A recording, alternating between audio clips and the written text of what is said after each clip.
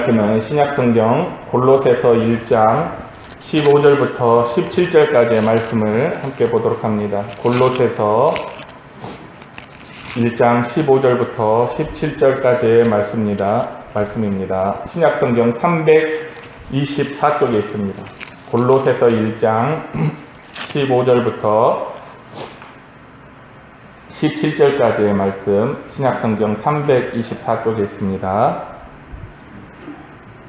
우리 한 목소리로 같이 읽어보도록 합니다. 시작. 그는 보이지 아니하는 하나님의 형상이시요 모든 피조물보다 먼저 나신 이시니 만물이 그에게서 창조되되 하늘과 땅에서 보이는 것들과 보이지 않는 것들과 혹은 왕권들이나 주권들이나 통치자들이나 권세들이나 만물이 다 그로 말미암고 그를 위하여 창조되었고. 아멘. 17절 한 절을 겁니다. 시작. 또한 그가 만물보다 먼저 계시고 만물이 그 안에 함께 섰느니라. 아멘. 오늘 본문의 말씀을 가지고 반석이신 예수 그리스도, 우리 주보에는 예수 그리스도라고만 제목이 나갔는데 우리 신앙의 반석이신 예수 그리스도라는 제목으로 오늘 오전과 오후 두 번에 나누어서 말씀을 함께 나누도록 하겠습니다. 제 고향은 목포입니다. 목포는 여러 가지 특징이 있겠죠. 항구 도시이고 세발낙지가 유명합니다. 제가 다른 도시에 갔을 때 사람들이 물어보더라고요. 왜 목포의 낙지는 발이 3개밖에 없냐. 그럼 발이 3개여서 세발낙지가 아니라 가늘기 때문에 조금 해요. 예, 한 주먹도 안 되는 아주 조그만 낙지를 세발낙지라고 합니다. 발은 다 있어요. 가늘 세자죠. 세발낙지로 유명하고. 그런데 사람들은 그런 것들로 우리 고향 목포를 기억할지 모르지만 저에게 있어서 목포는 교회가 가장 많고 또 사람들이 모두 예수 믿는 사람들이 많은 곳이라는 그런 저 나름대로의 목포에 대한 기억이 있습니다. 요번에 고향을 갔는데 고향에 교회도 많지만 또 한 가지 특징은 이단들이 너무너무 많더라고요. 이단들이. 아빠 기독교, 아빠 예수교 침례인데 저거 이단이야. 여기는 하나님의 교회야. 저것도 이단이야. 정말 골목마다 새벽만 되면 목포 시내 모든 차들이 새벽기도 가느라고 이렇게 돌아다녔던 도시가, 그렇게 교회가 많고 성도들이 많았던 도시가 이제는 이단이 정말 말 그대로 너무너무나 넘쳐나는 그런 도시가 된 걸 보고 좀 많이 안타까운 마음이 들었습니다. 또 한 가지 제가 얘기를 들었는데 뭐냐면 우리가 다 아는 제법 큰 교회예요. 굉장히 큰 교회인데 그 교회 안에도 이단들이 너무나 많이 활동하고 있다는 거죠. 그래서 지금 현재 교회의 상황들이 뭐냐면 교회는 크고 일꾼은 부족한데 누군가 교회에 와서 열심히 일하겠다, 교사가 되겠다 하면 그 사람이 어디서 왔고 무엇을 어떻게 하는지를 점검해보지 않은 채 그냥 교사로 쓸 수밖에 없다는 거예요. 그러니까 그 교사의 모습을 보면서 저 사람은 이단 아닐까 이런 의심이 드는 거죠. 왜냐? 목사님이 지도하는 대로 안 한다는 거죠. 성경 공부를 오늘 이것을 하세요. 그러면 그걸 안 하고 자기가 하고 싶은 성경 공부를 한다는 거예요. 그래서 제가 의심해 봐야 된다. 요즘은 어느 교회를 가든 우리가 혹시 이사를 가서 교회를 옮겨야 되는 상황이 있다면 점검하고 의심하고 또 확인하고 또 확인해 봐야 한다. 왜냐? 그렇게 이단이 많기 때문이다. 이런 얘기를 했었습니다. 여러분 동방번개라고 들어보셨어요? 동방번개? 이름도 참 생소하죠? 동방번개 전능신교. 지금 우리 대한민국에 들어와서 앞으로 신천지보다 더 많아질, 더 크게, 이런 말을 쓰면 좀 이상하지만 더 크게 부흥할 이단이에요. 2014년 5월 28일에 중국 산둥성에서 맥도날드 사건이 있었어요. 맥도날드. 맥도날드 매장에서 이게 유명한 사건인데, 왜냐면 맥도날드 사건에서 한 여자가 몽둥이로 맞아 죽었어요. 사람들이 그걸 구경만 하고 있었죠.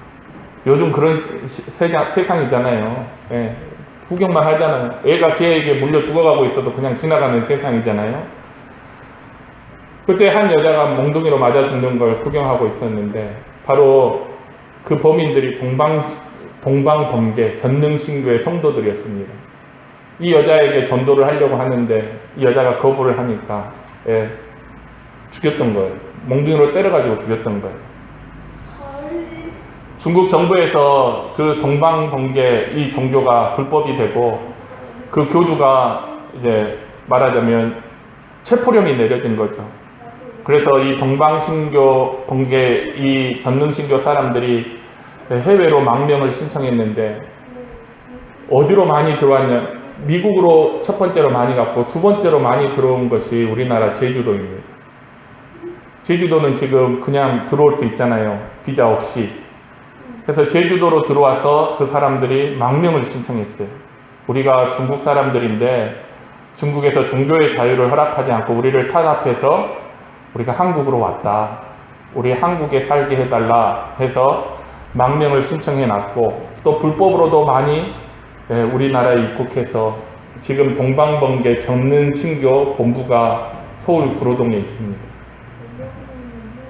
그 사람들은 성부, 성자, 성령 삼위일체 하나님을 부인하고, 기존에 있는 교회들을 부인하고, 자기들의 교주와 자기들의 성경을 쓰면서 기존의 교회 성도들을 욕하고 있어요. 근데 많은 사람들이, 젊은이들이 이 동방번개 전능신교에 많이 빠져들고 있는 것이 지금 오늘의 현실입니다.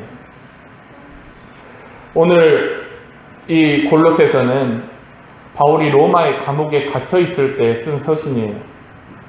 골로새 교회는 바울이 말하기를 사랑과 소망과 믿음에 있어서, 또 그 열매에 있어서 매우 칭찬하는 교회였는데, 그 교회에 어느 날 세상적인 학문과 철학이 들어오면서 사람들을 속이고 교회를 어지럽게 한다는 소식을 들었어요. 감옥에 갇혀있는. 그래서 바울이 옥중에서 이 골로새 교회를 향해서 서신을 쓴 것이 골로새서입니다. 여러분, 한때 기독교는 예수를 믿는다는 이유로 상상할 수 없는 박해를 받았습니다. 핍박이 너무 잔인하고 끔찍했다는 거 여러분이 다 아시죠? 네, 너무나 끔찍하고 고통스러워서 성도들은 광야로, 산으로, 토굴로 숨어 다니고 100년 가까이를 지하 세계에서, 지하 어두운 굴 안에서 살아야 했던 그런 역사적인 현장들이 다 지금 남아 있습니다. 유럽에 가면. 그러나 신기한 일은 교회는 핍박을 받으면 받을수록, 세상으로부터 공격을 받으면 받을수록 교회와 성도들의 신앙은 더 단단해졌다는 거죠. 핍박을 받을 때 교회는 더 부흥했습니다. 세상으로부터 미움을 받을 때 교회는 더 강해졌습니다. 결국 세상과 마귀는 교회를 힘으로는, 무력으로는 제압할 수 없구나 하는 것을 깨달은 거예요. 그래서 다른 전략으로 교회를 공격합니다. 그게 뭐냐? 바로 거짓과 속임수예요. 이제는 무력으로 교회를 핍박하지 않습니다. 무력으로 성도들을 무너뜨리지 않아요. 대신 거짓으로, 미혹해 하는 것으로 교회와 성도들을, 또 영혼들을 사냥하기 시작했어요. 교회에 가만히 들어가서 다른 복음을 전하고 거짓된 교리를 가르치기 시작했습니다. 많은 사람들이 이들에게 속아서 여러분, 수많은 사람들이 영원한 멸망에 처했습니다. 그런데 그 세력이, 그렇게 영혼들을 사냥하고 사람들을 지옥 구덩이에 던지는 그 어둠의 세력들이 그때만 활동한 게 아니라 지금은 더욱 세력을 더 확장해서 지금 우리 주변에서 더욱더 활발하게 활동하며 여러분, 천하보다도 귀한 영혼을 여러분 미혹하고 사냥하고 있다는 사실이에요. 여러분 그걸 아십니까? 제가 우리 아이들을 보면 여러 가지 걱정이 돼요. 이 아이들이 커서 어떻게 살아갈까? 세상은 여러 가지 경제적으로도 어려워지고 일자리도 없어지고 뭐 여러 가지 환경 문제, 기후변화 문제, 여러 가지 문제들이 있는데 가장 걱정인 것이 바로 이 아이들이 온전한 신앙생활을 할 수 있을까? 이 아이들이 세상에 나가서 미혹당하지 않고 온전히 순전한 복음을 가지고 예수님을 믿는 그런 바른 신앙생활을 할 수 있을까 하는 게 사실은 가장 큰 고민 아니겠습니까? 아마도 기독교의 역사는 이런 거짓 가르침에 대해서 진리를 수호하는 역사라고 이렇게 설명할 수 있습니다. 바울은 교회가 이러한 도전에 대해서 어떻게 대처해야 하는지 골로새 교회에게 가르쳐주는 게 오늘 골로새서예요. 바울이 골로새서의 시작부터 뭘 기록하고 있냐면 너희가 믿는 그리스도가 누구인가? 너희가 믿는 예수님이 누구인가 하는 걸 기록하고 있어요. 그는 보이지 아니하시는 하나님의 형상이요 모든 피조물보다 먼저 나신 자이고 만물을 창조하신 분이요 교회의 머리 되시고 모든 충만으로 충만하신 분이며 이 온 우주의 유일한 중보자이시다 하는 것을 골로새 교회에게 처음부터 가르치는 거죠. 여러분, 이단을 근절하는 방법은요, 이단에 대해서 많이 하는 것이 아닙니다. 진리를 제대로 알고 예수 그리스도에 대해서 올바르게 아는 것이 우리가 이단으로부터 미혹당하지 않고 거짓 가르침에 속지 않고 우리가 그 어둠의 세력들에게 사로잡혀서 지옥불에 던져지지 않는 유일한 방법이에요. 우리가 예수를 알면 알수록 강해지는 거죠. 우리가 진리 위에 굳게 서서 진리 위에서 흔들리지 아니하면 사탄과 마귀는 어떤 공격으로도 우리를 무너뜨릴 수 없습니다. 제가 아는 한 청년은 결혼하기 전에 이단이 무엇인지 알아보기 위해서 신천지에 직접 들어갔던 청년이 있어요. 신천지가 이단이라는데 한번 들어가 봐야지. 제가 그래서 그렇게 하지 말라고 그랬어요. 여러분, 내 자신이 진리에 대해서 제대로 된 지식이 없는데 내가 믿음 안에서 굳게 선 그런 믿음이 없는데 이단을 알아보기 위해서 이단을 연구하는 것처럼 여러분, 어리석은 일은 없습니다. 오히려 우리가 그때 뭘 해야 되냐? 내가 믿는 예수님이 누구인가? 내가 다니는 교회는 어떤 교회인가? 왜 우리 교회에 구원이 있는가? 왜 예수님을 믿는 것으로 죄인이 구원을 받는가 하는 예수 그리스도에 대해서, 복음에 대해서 더 깊이 알고 연구해야 되는 것이 그게 맞는 방법인 거예요. 예전에 제가 한 10여 년 전에 텔레비전을 보는데 위패 감별사가 나오더라고요. 한국은행 위패 감별사. 기계랑 그 사람이랑 이제 위패, 위조 지폐를 구분해내는 시합을 하는데 사람이 이겼어요. 기계보다도 사람이 더 정확하더라고요. 그래서 사람이 물어봤어요. 그 인터뷰를 하는 사람이 당신은 어떻게 이렇게 위패를 잘 감별합니까? 그랬더니 뭐라고 합니까? 네. 그는 진짜를 잘 알면, 진짜를 제대로 알면 가짜가 눈에 보인다고 얘기를 했어요. 이 사람은 가짜 지폐를 연구하는 게 아니라 항상 진짜 지폐를 더 연구하는 거예요. 맞습니다. 가짜를 분별하기 위해 가짜를 연구하는 게 아니죠. 가짜를 잘 분별하기 위해서는 내 손에 들려있는, 내가 가지고 있는 진짜를 더 잘 알아야 하는 것입니다. 사실 거짓이나 이런 미혹에 넘어가는 것은요, 미안한 말이지만 진짜를 제대로 모르기 때문입니다. 교회를 다니는 성도라고 하는 사람들이 이단에 넘어가고 심지어 교회를 목회하는 목사님들이 그 교회를 송두리째 갖다가 이단에다 바치는 이유는요, 예수 그리스도의 복음을 모르고 자기 손에 들려져 있는 진짜의 가치를 모르기 때문에 그렇습니다. 동방번개 전능신교뿐만 아니라 신천지 그 외의 모든 이단들 다 할 것 없이 우리를 미혹할 때 우리가 그들을 이겨낼 수 있는, 그들을 구별할 수 있는, 분별할 수 있는 지혜는 우리가 진리에 대해서, 복음에 대해서, 우리가 믿는 예수 그리스도에 대해서 정확히 아는 것 밖에는 다른 방법이 없습니다. 얕은 지식, 내가 믿는 하나님, 내가 믿는 예수님, 내가 믿는 복음에 대한 얕은 지식은요, 절대 우리를 지켜줄 수가 없어요. 그래서 바울이 뭐라고 그랬냐? 이 골로새 교회에게 너희가 예수를 주로 받았으면 그 안에서 행하라. 너희가 예수를 주로 받았으면 그 안에 뿌리를 내려라. 너희가 예수를 주로 받았으면 그 안에서 세움을 입고 믿음에 굳게 서라. 이렇게 가르치고 있습니다. 지금 우리는 어느 때보다도 거짓된 가르침들과 다른 복음에 둘러싸여 있어요. 수많은 이단들과 사이비 종교, 그리고 세상 철학과 과학들이 우리를 다 넘어뜨리고 속이려고 우리에게 도전하고 있습니다. 우리 옛말에 그런 말 있잖아요. 지피지기면 백전백승. 적을 알고 나를 알면 백전백승이라 그랬는데, 여러분 신앙에 있어서는요, 예수를 알면 백전백승입니다. 예수님에 대해서 제대로 알면 백전백승이에요. 복음을 제대로 알면 우리는 절대 진리가 없어요. 우리가 지는 이유가 무엇이냐? 교회가 성도들을 이단에게 빼앗기는 이유가 무엇인가? 내가 가지고 있는 구원을 빼앗기는 이유가 무엇인가? 내가 복음을 모르고 예수를 모르고 그렇게 모른 채 교회를 다니기 때문이에요. 그래서 오늘은 본문 말씀을 통해서 우리 믿음의 기초와 반석이 되시는 예수 그리스도가 어떤 분인가, 오늘 그것을 알아보는 시간을 갖도록 하겠습니다. 첫 번째로 예수 그리스도는 보이지 아니하시는 하나님의 형상이라 그랬어요. 15절에. 예수 그리스도는 보이지 아니하시는 하나님의 형상이다.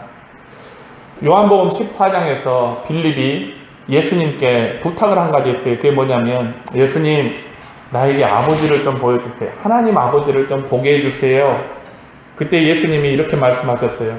나를 본 자는 아버지를 보았거늘 어찌하여 아버지를 보이라 하느냐 그랬어요. 여러분, 예수님이 그랬어요. 나를 본 자는 아버지를 본 거다.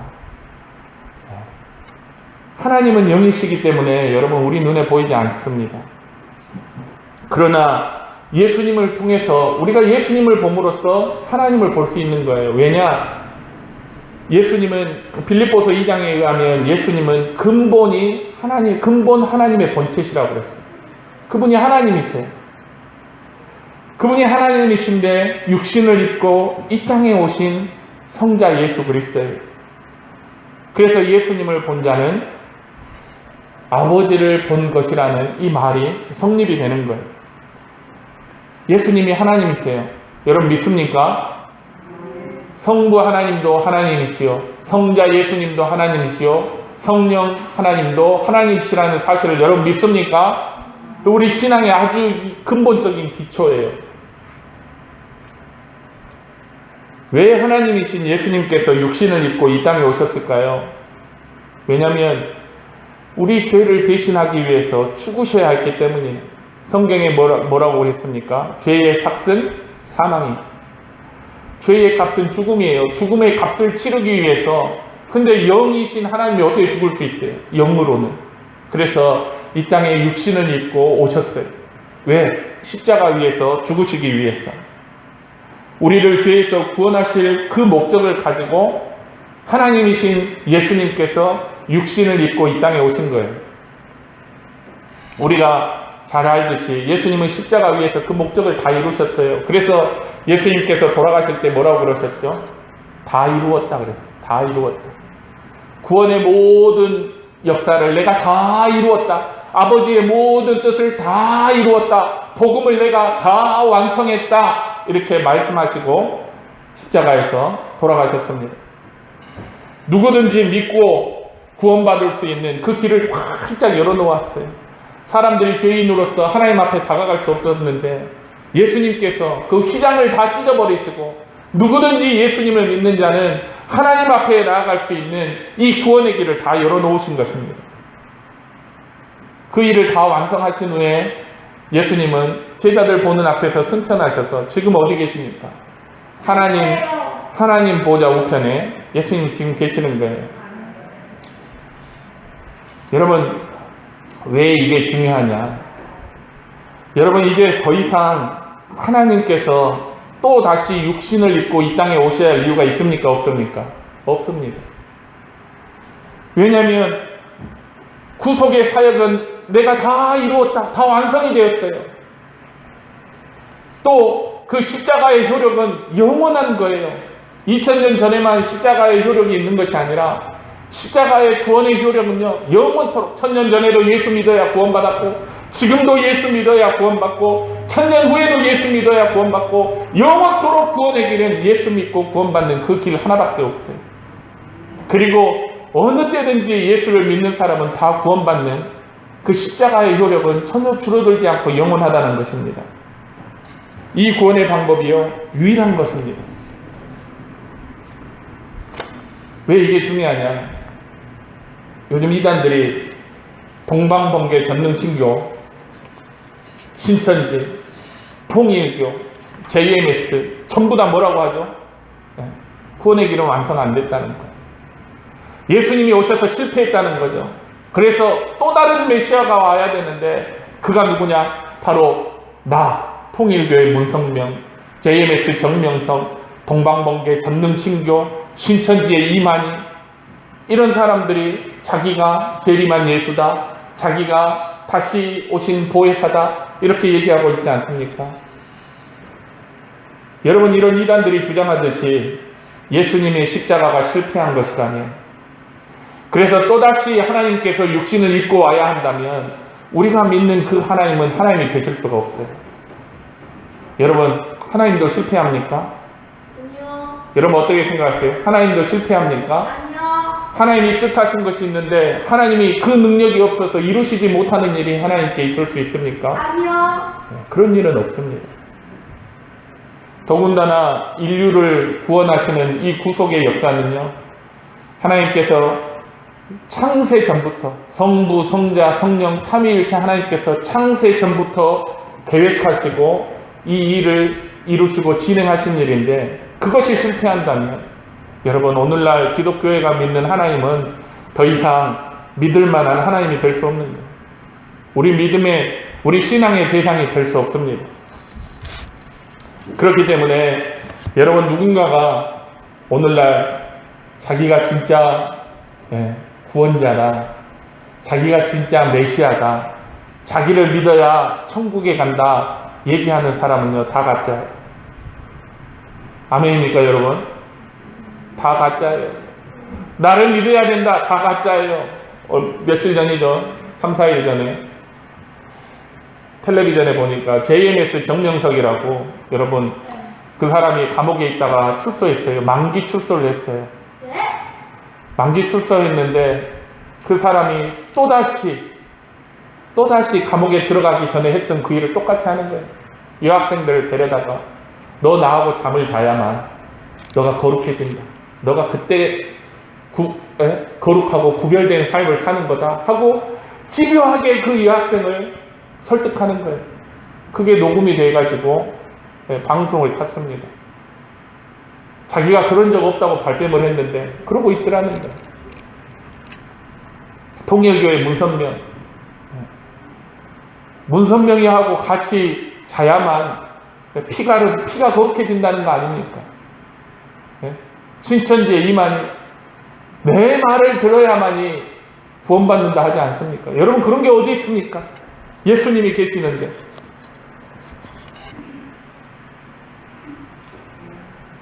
예수님은 마지막 심판의 때가 아니면 다시 이 땅에 오셔야 할 이유가 없어요. 그래서 마지막 심판의 때도 아닌데 자기가 이 땅에 왔다고 하는 그런 사람들은 다 가짜입니다. 성경에 의하면 예수님이 이 땅에 오실 때에는 모든 눈이 그를 볼 것이고, 그를 찌른 자도 볼 것이고, 하늘에서부터 큰 나팔 소리와 징조가 있을 것이라고 그렇게 성경에서 말씀했기 때문에 여러분, 예수님이 오시면 그때가 마지막이에요. 그 마지막 때는 저와 여러분 모두가 예수님이 오시는 것을 두 눈으로 확실히 볼 수 있습니다. 그렇기 때문에 지금 누군가 자기가 마치 어떤 신적인 존재이며 재림한 예수, 다시 오신 보혜사, 하나님의 대리자인 것처럼 행세한다면 여러분, 그런 모든 사람들은 지옥불에 떨어질 저주받을 자이라는 것이 분명해지는 거예요. 신천지의 이만희, 통일교의 문선명, JMS 정명석, 안상홍 증인의 안상홍, 전동환의 박태선, 여러분, 이런 악한 사람들을 조심하시기 바랍니다. 이런 이들의 꾀임에 또 속임에 빠지지 않기를 축원드립니다. 두 번째, 15절에 보니까 모든 피조물보다 먼저 나셨다고 그랬어요. 여러분, 예수님은요, 피조물이 아닙니다. 예수님은 스스로 존재하시는 하나님이세요. 여러분, 그 사실을 믿습니까? 아멘. 예수님이 마치 하나님으로부터 태어난 피조물, 인간이나 천사보다는 우월하지만 하나님보다는 조금 못하는 그런 피조물이라고 생각하고 가르치는 것은 여러분 거짓 가르침이에요. 예수님께서 모든 피조물보다 먼저 나셨다는 말은요, 먼저 나셨다 하니까 하나님으로부터 예수님이 먼저 나시고 그 다음에 인간이 낳구나, 그런 뜻이 아니에요. 예수님이 모든 피조물보다 먼저 나셨다는 것은 모든 피조물보다 먼저 존재하셨다는 뜻이에요. 성부 하나님, 성자 예수 그리스도, 성령 하나님은요, 서로 구분되지만 동일한 본체입니다. 이것을 우리가 삼위일체라고 말해요. 삼위일체. 인간은 삼위일체, 이 하나님의 존재 방식인 이 삼위일체를 이해하기 위해서 많은 노력을 했습니다. 신학자들이.